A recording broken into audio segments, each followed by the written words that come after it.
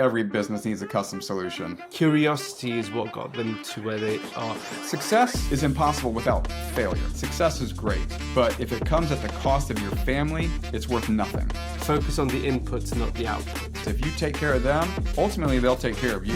Welcome to the podcast From Cold to Close. My name is Saeed and I'm the founder here at SRC Growth Partner, a growth company that works with professional services firms from around the world to help them increase their revenue and profitability by acquiring new clients. My guest today is Shawn Condra, the CEO and founder of Relecon, a custom software development company that helps businesses simplify their processes through strategy and automation. But Shawn's story doesn't stop at software. He recently authored the book, You Haven't Failed, You Just Haven't Finished Yet, and has expanded into mindset coaching and speaking, helping business owners realize their true potential. Shawn, pleasure to have you on the pod. Thanks, Saeed. It's a pleasure to be here. Yeah, no, I'm really looking forward to this conversation because I feel like we're going to go down a few avenues that are really quite interesting to me. So, and I'm sure they are for the viewers and listeners, and hopefully we'll get some real value today. But before we get into the real protein of the conversation, let's start off with, can you share a little bit more about who you are, a little bit more background on your business and the role you play within your organization? Sure. Like you said, I am the founder and CEO of Relecon. Relecon was launched back in 2018, but I've been in software for the last 20 years. Started out working within companies doing software development and realized that some of the things that I was working on within these organizations were simplifying a lot of processes to make their companies more efficient. With that knowledge that I acquired, I wanted to be able to branch out and help many organizations do the same thing. So that was one of the reasons why I launched Relecon. And yeah, we ultimately will assist companies with simplifying their processes within their organization and ultimately results in building a custom software solution that is geared specifically for their business. The nice thing about it is it also grows with their business. So a lot of off-the-shelf software that many companies are using will do a portion of what their business does, and then they'll have to get other software to do the other portions. What we do, it enables not only to have specific capabilities for their business, but as their business transition and grows, the software can as well. So it's a part of the business, not just something that they've purchased to assist with their business. Makes a lot of sense in the sense that you're creating something more in-house that they have control and domain over from the sounds of things, right? And I guess that's the end goal for a lot of businesses out there. Everyone will hire externally and that stuff, but fundamentally everyone wants to, not everyone, but a lot of businesses want to grow by becoming self-sufficient, I guess. And so in terms of then, how do you determine when a business needs a custom solution versus, I guess, an off-the-shelf one? I mean, if you ask me directly, I would say every business needs a custom solution.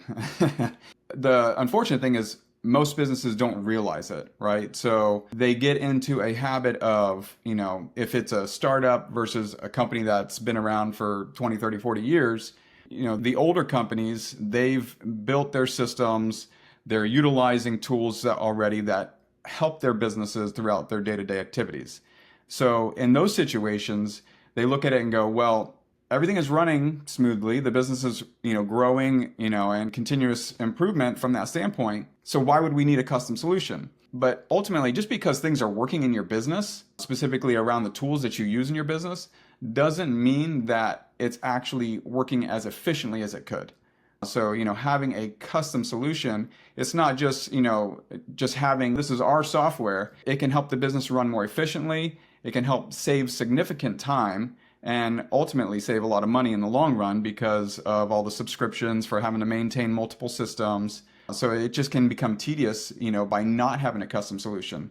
The alternative is you got a startup company that, they started, small, running their business off of Excel spreadsheets, which, hey, that's great. A lot of companies do that and they're successful with it. The problem is, as that business scales, Excel can continue to do what they need to do. But again, it comes down to an efficiency thing. And, over time, it's going to become more of a headache to try to maintain all that stuff in those, Excel or whatever other smaller tools they're using.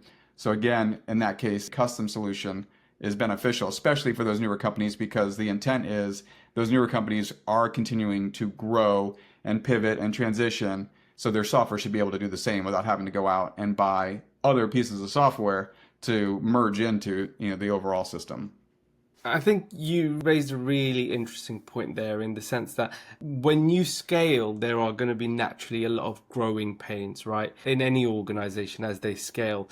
And the biggest challenge when you're a larger organization or even an organization that's grown versus a company that's smaller is the cost is more for not being as efficient, right? So you might have had 3, 5, 10 people being able to, 20 people being able to handle a certain workload, but then being in a position where it's 50, 70 people and it's a bit more, there's a more spinning plates that you need to be dealing with. Having something there that's actually more bespoke, tailored and custom makes more sense for it to work out. So what's the biggest misconception businesses have about custom software development?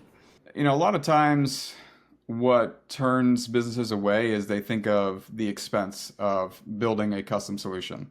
I'm not going to lie, it can be expensive. That is a growing pain, but in the long term, the expense that, you pay up front will essentially pay for itself over time with the software that you're using. Not to mention because of the fact that, again, if you're utilizing multiple solutions within your organization, each one of those have a subscription price associated with it. Some of them could be smaller, some could be significant, thousands of dollars per month. So, I think that's one of the biggest things. It's like, oh, it's so expensive, or, that's just overkill for what we need in our business. But again, a lot of times businesses will mold their business around the tools that they're using, because it's like, oh, well, this tool does this, so we need to make sure our business runs this way to fit into this tool. You don't want to do that, right? Because you're changing your business structure to fit the tool. The alternative is with a custom solution, you're building a tool to fit your business.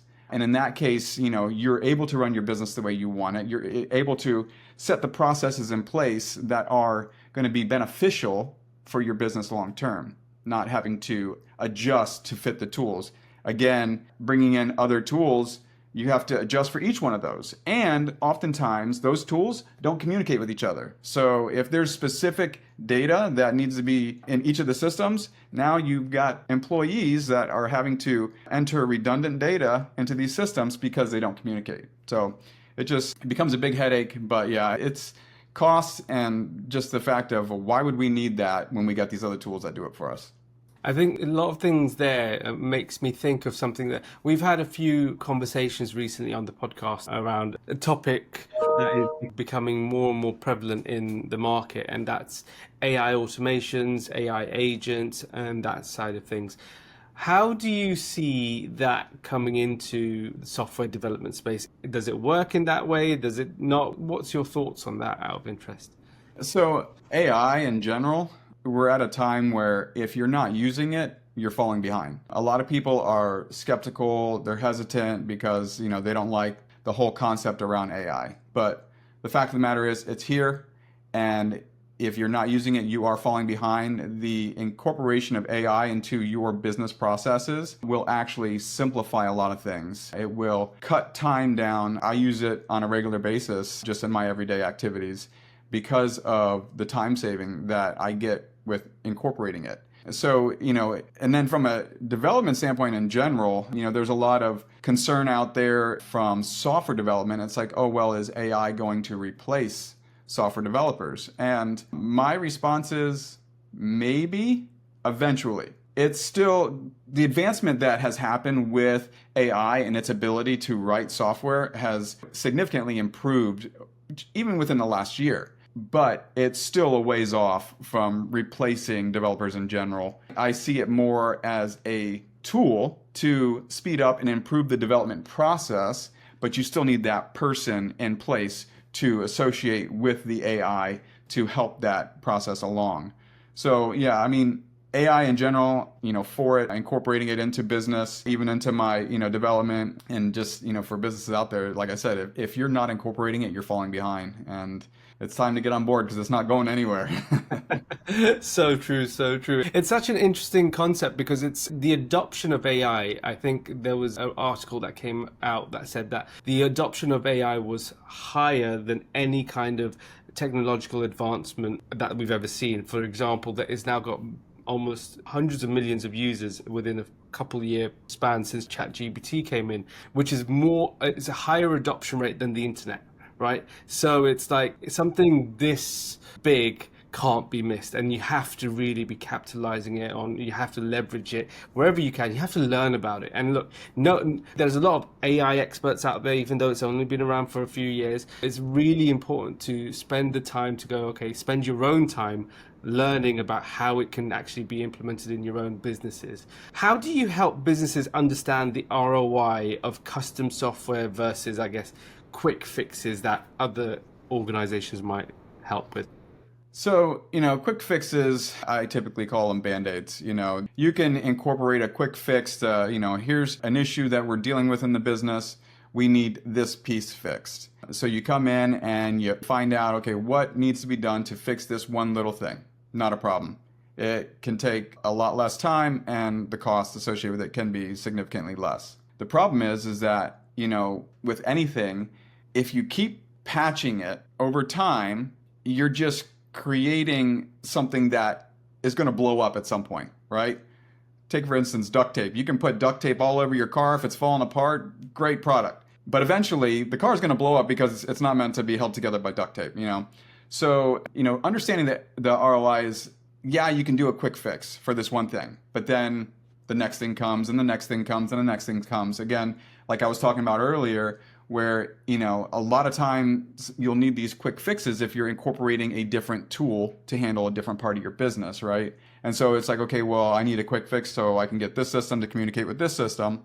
Okay, no problem. You can do that and create that bridge, but again, it's only a matter of time before it blows up. The custom solution, again, while the cost up front may be more significant and the time to do it, in the long run, if you're planning on having your business around for the next 10, 20, 30, 40 years, then it's, like I said earlier, it's going to pay for itself just in what is going to be put in place, and to save the time, to save the manpower from having to manage all these different systems.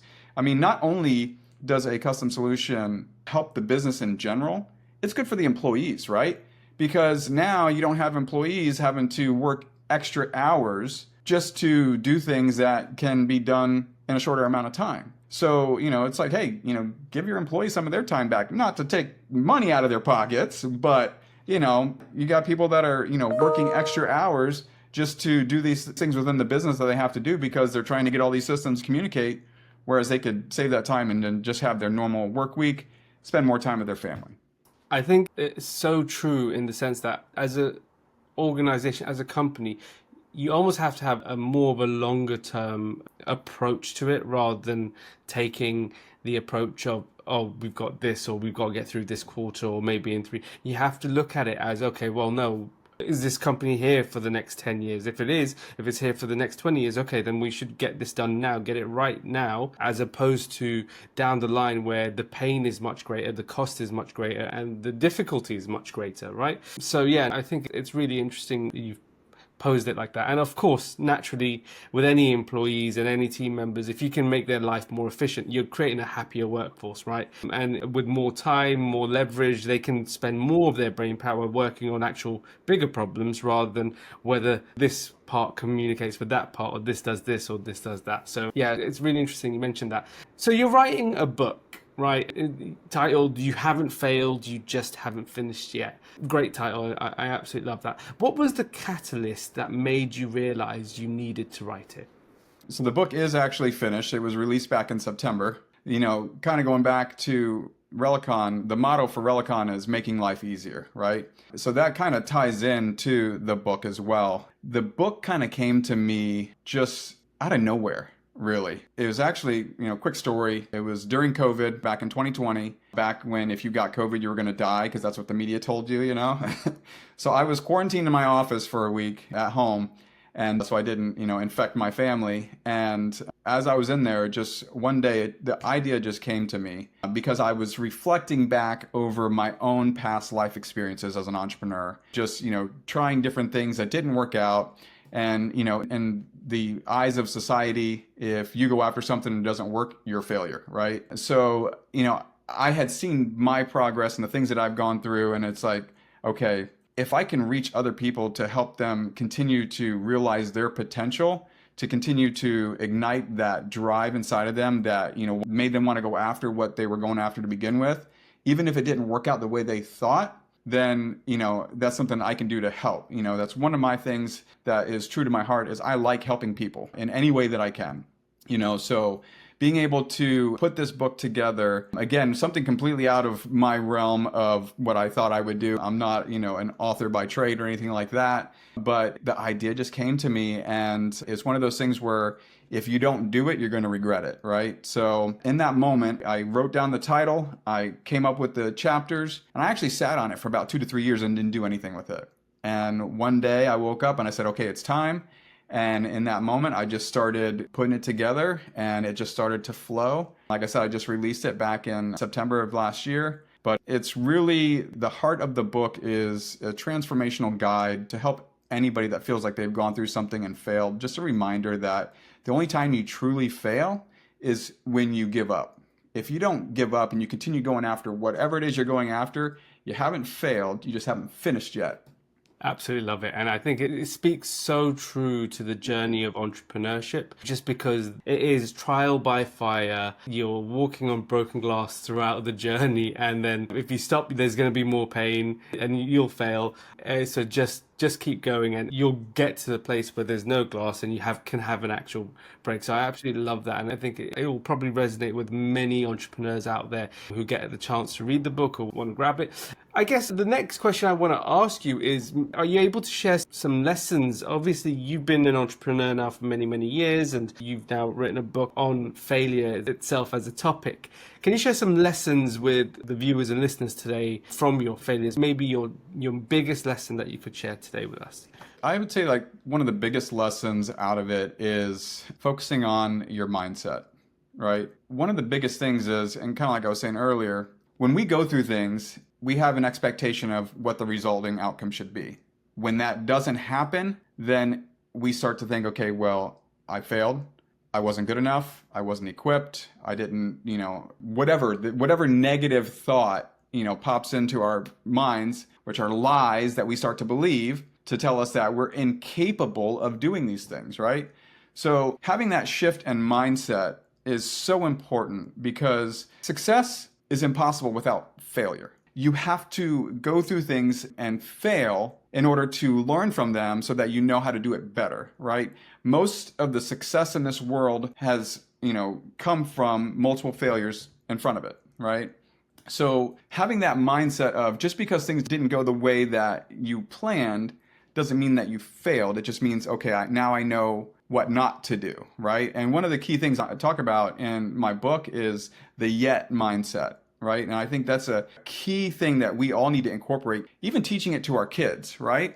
So we get this thing set in our mind of, especially like a new entrepreneur, right, that's just getting started. And these are things that I experienced too. I don't know how to run a business. I don't know if I'm good enough to do this. What if, I put something out there and nobody, goes after it? It's like all these things. Right. So incorporating a yet mindset. If you go after something and let's say, well, I don't know how to run a business. Okay. Most people getting into business don't know how to run a business, right? They go after it. So changing the sentence in our minds of, I don't know how to run a business to, I don't know how to run a business yet. I'm not good enough to do this, or I'm not good enough to do this yet. Like I said, teaching that to our children is so important, right? Because from a young age, children will believe things that will go with them into their adulthood. I mean, for me, I was afraid of getting up and speaking in front of people. And it all spawned back to first grade when I had to get up on stage and do something and I forgot my lines. And from that moment on, I was afraid to get up and talk in front of people. That carried on into my adulthood because I started believing these things, I can't do that. I can't get up on a stage and remember the lines. I can't be confident enough to get up, and do things in front of people. What if I mess up? And incorporating that mindset and teaching our kids that, like I said, that in anything they do, like my daughter all the time, she's like, I can't do that. I'm sorry, what? You can't do that yet. If you want to learn how to do it and you truly want to do it, adding that yet it gives you the drive to say, I do want to go after this. I will do this. It may not happen in my timing, but it will happen versus I can't do this or I don't know how to do that, well, then yeah, that's where you're going to start to believe that over time. And then you'll wonder why you end up where you were. Well, you didn't give yourself enough credit. You didn't believe in yourself enough. So having that mindset of, truly understanding that you can do this and believing in yourself, having that yet mindset is so important in just anything in life, not even just going after entrepreneurship. I couldn't agree with you more there. It's that thing where you hear it from the most successful entrepreneurs, right? Curiosity is what got them to where they are. And that really leans into that yet mindset, because it's saying you might not know something at this moment in time, but you need to be incredibly curious. Or just by adding that yet, it gives your brain license to be curious, right? It Absolutely. gives you the opportunity to go, okay, well, I don't know yet. If I don't know yet, then how do I go about learning about it? What do I need to do? What's the next steps? Who do I need to speak to? Who do I need guidance from? Who can I hire to help me with this, or whatever it might be? That yet. And I think Will Smith says a really great line. He says, the greatest things in life are on the other side of fear, right? And most people are scared, and they put themselves in a position where they go, okay, well, I don't want to worry that far ahead. And so they'll put themselves in a box. And that yet, that one word that I today am going to go away and I can really take from this conversation, is just adding that yet really does expand everything out. So I think that's really interesting. So you're branching into coaching, and I can see already that it's natural to you, but you're branching into coaching and speaking while also maintaining a software company. What drove you to the decision of actually going, okay, I want to help other entrepreneurs, I want to help business owners, I've got something to share here, I know I can share something? Yeah, again, it kind of goes back to what I was saying earlier with just the struggles that I went through, right? And reminding people of their true potential. Again, like I said, I enjoy helping people in any way I can. So if I can help a business by, creating a custom software solution for them, great.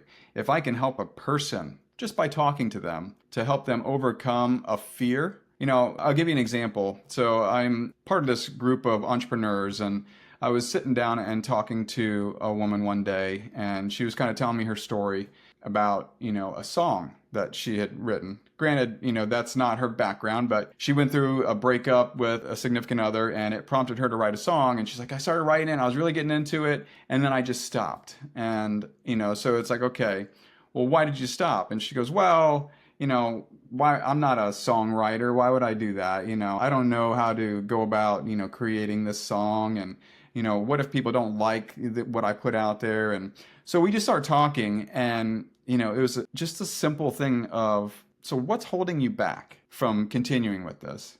And she stopped, and she just kind of sat there for a minute, and she looked at me and she goes, you know what, Shawn? Nothing. Nothing's holding me back except for myself.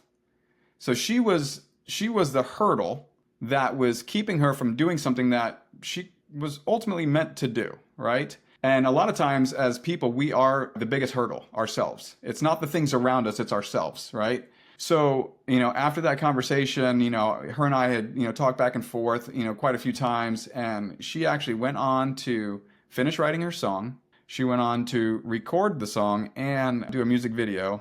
And, she's like, and all it really took was me just asking her that simple question, what's holding you back? Because sometimes, like I said, it could be the simplest thing that creates that barrier inside of us that keeps us from moving forward.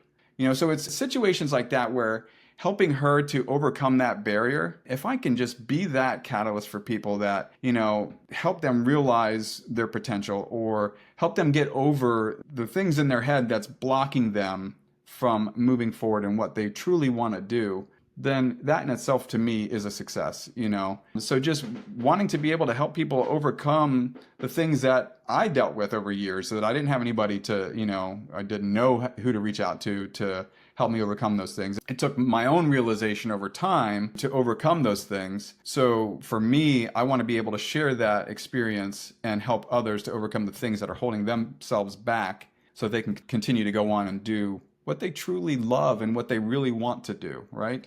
So that's kind of the mindset behind it, is just, again, wanting to be able to help people and help them overcome whatever it is that's blocking them from moving forward. It's really interesting you say that, because especially when we start working with a lot of our clients, what we always end up finding is there's a bottleneck in the business, right? When we come in and we work with them on their growth strategy and how they're going to get from point A to point B. And typically what we find is when you sit down and have a conversation with them, there is a bottleneck. There's something that's stopping them from getting, and stopping the business from getting from A to B. And what is that? And it's establishing that. And often it typically only takes the ability to label what the problem is, right? And once you're able to label it, it allows you to go, okay, well, now I know what it is. I'm now self-aware of this problem. How do we effectively tackle this problem and move past this barrier? So it's really interesting you mentioned that. What's the biggest mindset barrier that prevents businesses from reaching their potential, or entrepreneurs or business owners? What do you think it is from your experience? Again, I think the biggest barrier oftentimes comes from within. It's when you're dealing with a larger organization, obviously there's more involved, right? There is a whole staff of people that are making decisions. So in any company, I think a business is only as good as the people that are working in it, right? So if you're in a situation where you've got, especially people that are higher up and making decisions, if they can't come to an agreement on things, immediately it's going to create issues and it's going to hold them back. So helping them to understand how they can come to that happy medium of, this is the best thing for this organization to be able to move forward. It may not be exactly what everybody wants, but if we can get everybody to come into an agreement of, okay, do we all believe that if we take this process, it will be beneficial? Okay, yeah, let's move to that next point, as opposed to just, well, we should do it this way or we should do it this way. And, all of that is just going to hold it back. And progress never happens, And even in smaller businesses or just entrepreneurship in general, again, it's believing in our abilities. As an entrepreneur, starting an entrepreneurial journey is scary. Right? It is this huge mountain that you're looking at in front of you going, I don't know how I'm going to climb this, And like I said, going back to my own experience, the first business I ever started, I was 18 years old. And I won't go into the details of it because it's kind of a long story. But I got into it thinking, I'm going to do this, I'm going to make a lot of money. Because when I was 18 years old, success meant making a lot of money, having nice cars, and having big houses, right? Over time, my definition of success has significantly changed. But at the time, as a young 18-year-old, guy, that was, the mindset. So I'm like, I'm going to start this business and I'm going to just make it and it's going to come easily. And I didn't realize all the other pieces that had to fall in place in order to do it, right? So just my own experience of believing in myself, because in that moment, once I started that business and things didn't trickle into place as I thought, then I started questioning myself. Okay, well, maybe I can't run a business. Maybe I don't have what it takes, And again, overcoming that mindset of those things from a young entrepreneur to jump off into their entrepreneurial journey is getting over those hurdles of believing in yourself, because a lot of times that will hold people back. Even in my own business with Relecon, it took me 10 years before I started it because of fear of the unknown of how to do things. I kept telling people, when they would ask what I do, I'm like, I'm in the process of starting a software company. Okay. And again, like I said, that went on for 10 years. And one day, again, kind of how I've helped this woman with her singing. One day I was actually at a car dealership and I was talking to the owner and he was asking what I do. And I told him, I'm like, yeah, I'm in the process of starting a software company. And he goes, well, what does that mean? And I was like, well, I'm just trying to get everything in place. And he goes, well, why haven't you started it? And literally that day I went home and registered my business. It's just, we hold ourselves back from so much without even realizing it, right? And then, I think that's why so many people, they get to, later years in their life and they look back and go, man, I wish I would have done that thing, whatever it was, And it's, why didn't they? Because they didn't believe in themselves enough to do it, right? They didn't believe in themselves enough to take that step and to pursue it because of not having the yet mindset, right? I don't know how to run a business. Well, I don't know how to run a business yet. So that can be the biggest hurdle for, the young entrepreneurs is just believing in themselves that, I'll figure it out somehow. Or like you said, hire the people that will help me do it. Whatever I need to do to get me to what I want to get, I'll figure it out. But if you don't do it, even if the progress seems so small, progress, no matter how small, is progress. You're still moving forward. It's not a sprint. A lot of times in our entrepreneurial journeys, it is a marathon. It's not a sprint. You have to be able to take your time, pace yourself, and understand that, just because, especially if you're looking at somebody else going, well, their success happened overnight. Well, that's not realistic for everybody. So just trusting in the process of, as long as I'm continuing to move forward, I'm getting there. That finish line is in front of me, and I'm getting closer to it every single day. Believing in themselves to be able to do that. I absolutely love the sentiment that you're speaking there. And it's something that it reminds me of what I was told once upon a time. It was like, focus on the inputs, not the outputs, right? And when you know you're doing the right steps every single day, the steps that someone has maybe told you, okay, this is what you need to do to get to this, or given you the guidance, and you've been brave enough to get over that hurdle and go, okay, well, let me just take that first step. Like you said, your journey of 10 years in the process of starting a software company, I was very similar in my own journey as well. I'm gonna start my company, I'm in the process, that type of stuff. And someone told me, or I think I had a conversation with someone, and they turned to me and goes, every time you say that, you get a dopamine hit in your head and through your body. And I feel like that dopamine hit is stopping you from actually making that decision, because you're getting the feeling of telling people you're going to start something, but you haven't done anything yet. And that turned me into going, you're right, like maybe I should stop talking about it and start doing it. It sometimes takes little triggers here and there that kind of changes the shift in the mindset, but it's so important to have those conversations and have someone actually challenge your way of thinking, because when you do that, you're able to then make the progress that you're looking for. So I think that's really great what you're doing. So in this segment of the podcast, and I could be speaking to you all day about this, but unfortunately we've got a clock on us. So in this segment of the podcast, we like to call the Entrepreneur's Room, right? Okay. And that's a series of questions we like to ask all of our guests to give our viewers and listeners an opportunity to understand how business owners and business leaders think and operate when running their business. So at this stage of the podcast, I always like to ask the question, how are you currently spending your days as a leader of the business? So ultimately, I've got my hands in a couple different things, obviously, as I've talked about. So it's making sure that I am branching my time out appropriately so that I can give significant time to each of the things that I'm working on, right? I need to make sure that I am continuing to grow my software company, but I am also making sure that I'm doing the things that I need to support, my mindset coaching and, getting the public speaking and, just setting that time. So you have to map things out, right? And one thing I learned a long time ago, I forget the specific terminology for it, but it's like the 5-minute whatever.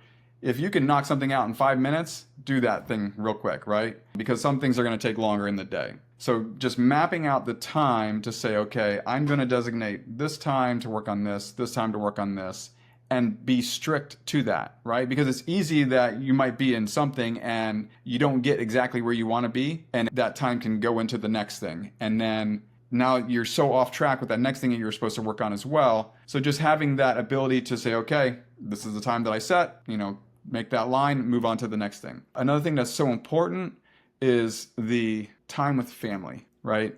One thing I tell most people, especially a lot of entrepreneurs that I talk to, is that success is great, but if it comes at the cost of your family, it's worth nothing, right? So too often as entrepreneurs, I think we talked about earlier, is that it can take up a lot of our time. Especially in the beginning, we're wearing a lot of different hats, but we can't lose focus of what's most important, and that's our family. At the end of the day, make sure that you have that time with your family. So for me, for instance, by 4 p.m. every day, that's when I tell myself I'm done, because that's typically when my family are home, and I spend that time with them until they go to bed. Then after they go to bed, I might be back on my computer for, another 2, 3, 4 hours to finish whatever I need to. But it doesn't matter what I'm doing. It's making sure that I still have that time with my family, because again, like I said, success is great, but if it comes at the cost of your family, it's worth nothing. And I think as entrepreneurs, it's easy to lose sight of that, because we think we're trying to build a better life for our family, but we don't realize the sacrifice that's happening on their side. And we might get to that point where our business has become successful, but we may lose our family during that process. So, that's one of the biggest pieces of advice I can give to any entrepreneur, is that time with family is so important, because, especially if you've got young kids, you can't get that time back. And as you, a father to be, it's a good reminder that embrace that time, because our kids grow so fast and we don't even realize. People tell you all the time, it happens fast, but when you're in it, you realize how true that statement is. And you got to enjoy that time and embrace that, no matter where you're at in your business or what you're managing, if you're managing multiple businesses. I absolutely couldn't agree with you more. And it's something that I tell myself all the time. Obviously, as you mentioned now, I'm a father to be, and I tell myself the biggest thing I want to be is present, right? And you hear it a lot. People tell you you should be, but what does that actually mean? How do you do it? And I think you all illustrated it very well there in the sense that 4 o'clock, come heaven or rain, you're stopping work and you're spending time with the family. And then if you have to, once they've gone to bed, then you crack on with work in the evenings. And I'm in that position where I'm thinking about, okay, what does that look like for me? What will that look like for me? That will evolve as baby gets older and grows. So it's really interesting to hear that. But yeah, as a business owner, there are many important things involved in running the organization. What are the most important metrics for you when running your organization? So the most important metrics for me are the success of my clients, right? Whether it is through coaching or through, building a custom software solution for an organization, my goal is to make them more successful or as successful as I can. Granted, just like for me, the definition of success changed over time, the definition of success for different people are different, right? So each client, each company that I work with, those metrics can skew a little bit because it all depends on what are they trying to get to, right? The overall goal is success, but is it helping a company get to $100 million or is it helping a new entrepreneur get his business started, right? So it ultimately comes down to the success of them, me being able to do what I can to help them get to where they want to be and my abilities of doing that. So when it comes to a specific metric, you can't put a number or anything associated with that because, again, it's different for every client or business, with the ultimate goal being, again, how can I make their life easier? How can I assist them with my abilities to help them get to where they want to be? I love that primarily because it is a testament to good work and taking pride in what you do and ensuring that you have happy clients. And happy clients, they talk to other people, and that will bring more clients, and it will naturally have a compounding effect in itself. So I think that's really interesting to hear. How are you currently growing your business or businesses? What kind of sales and marketing, business development activities are you currently doing? So, believe it or not, one of the biggest things you just kind of touched on is doing good work for my clients. Because like you said, if you're doing good work for your clients, they're going to share your information, right? So believe it or not, one of the biggest ways that my business with Relecon, with my book, Mindset Coaching, has grown is word of mouth. It is something that seems so minute in a world of, all the different marketing tactics, but especially in software, I mean, it is such a flooded market. You are a minnow in a huge ocean, right? So you can, I'll put stuff out on, social media and things like that. But again, it just gets lost in the weeds. If you're doing good work, then that information about your company, what you do, will get out and passed on. And yeah, I mean, that's where most of my growth has come from. I've seen more growth from word of mouth than certain marketing strategies that I've tried. So continue to take care of your customers. Don't look at them as just a dollar value of how much can I make from them. Look at them as how can I take care of them? Because if you take care of them, ultimately they'll take care of you by passing that information on. Yeah, couldn't agree with you more. And I think it usually says a lot about a business. If they're primarily grown through word of mouth, it usually says a lot about the strength of the business, quality of the business, and the foundations it's built on. Because the way we work whenever we work, if an organization is primarily grown through referrals and word of mouth, we go, well, you've clearly got something good going there. You're doing something right. So imagine adding things that actually work to just scale you up. So I think it's such an interesting point you mentioned there. Shawn, it's been an absolute pleasure speaking with you today. It's been a breath of fresh air and some really great insights. I like to end every single podcast with the same question. And it is, if you had a magic wand you could wave to solve one business problem, what would that be? So that's a good question. A magic wand to solve one business problem. I would have to say enabling me to reach more people so that I can help them at a larger scale. Well, Shawn, that's a great place to end the podcast. It's been an absolute pleasure, as mentioned. For all those out there that might want to reach out to you and contact you, how can they find you? Where would they go? You can find me, Shawn Condra. I am on Facebook, Instagram, LinkedIn. My book is out on Amazon. You haven't failed, you just haven't finished yet. hit me up. I'm happy to talk to anybody, just say, hey, what's up? I enjoy just interacting with people in general, even without having, expectations of trying to get something out of them. So I'm happy to just, talk to anybody, create that conversation, because it's in the relationships that you build that could grow into some beautiful things. So just, yeah, come and say hello. Absolutely love it. Great place to end it. Shawn, it's been an absolute pleasure. Thank you very much for today. Thanks, Sai. It was a pleasure speaking with you.